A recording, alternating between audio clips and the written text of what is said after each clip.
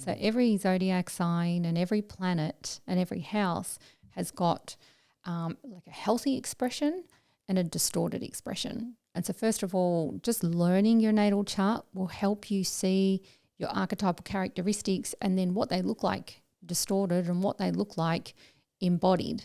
And so you can do a lot of self-development, like Carl Jung said, by learning the astrology chart or being able to read the astrology chart of your own clients.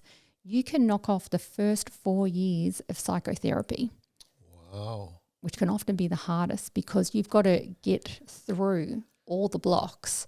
And so the astrology wheel can take you straight into it. And sometimes people will be like, no, I don't identify with that. It's in the shadows. And so a good astrologer will sit there and pull things up in you to then help you see, oh my gosh, I have been acting this out. I didn't even realize. No, because it's in the shadows. And so we might be looking at where the Black Moon Lilith placement is and really getting a feel, where is your shadow and how are you going to project that onto other people instead of owning it in yourself.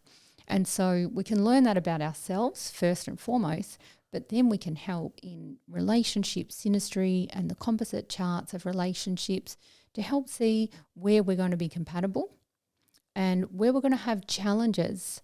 And I remember when I learned astrology, I was so relieved because my husband and I have a Mercury square by sign.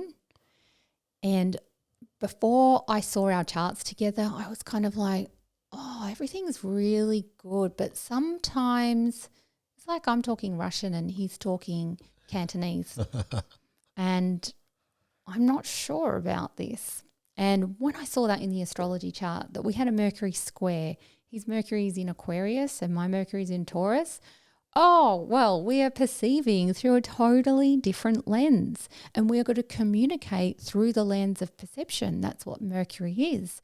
So when you start to understand the way that you communicate and the way that you see the world from an archetypal perspective, because then it takes out anything like an opinion, someone's opinion or someone's belief. So there's a lot of dogma that can be stripped away with astrology. Right. And so you see this archetypal language. And then you learn that the square is actually there to help you grow.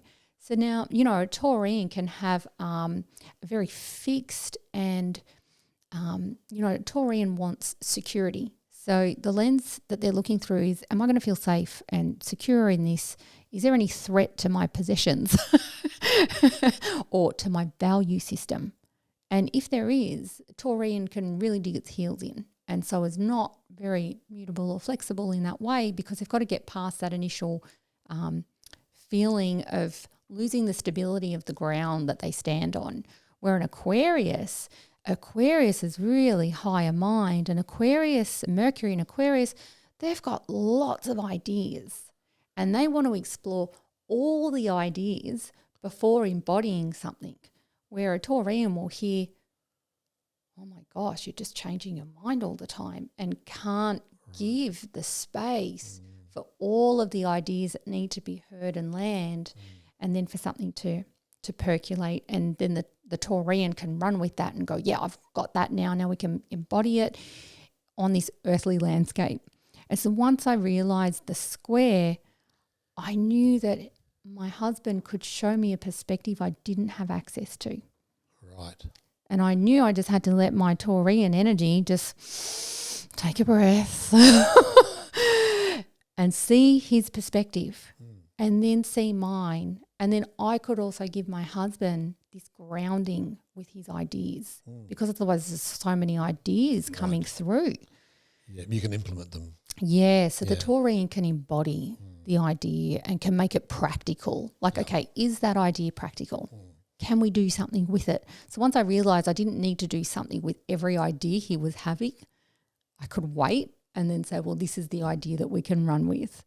Then it became incredibly valuable and gave so much reassurance where there had been a conflict and a challenge in our relationship and a really big question mark, all of a sudden became, oh my goodness, you can open up my perception and I can ground your ideas for you. And so together we've become a unified team.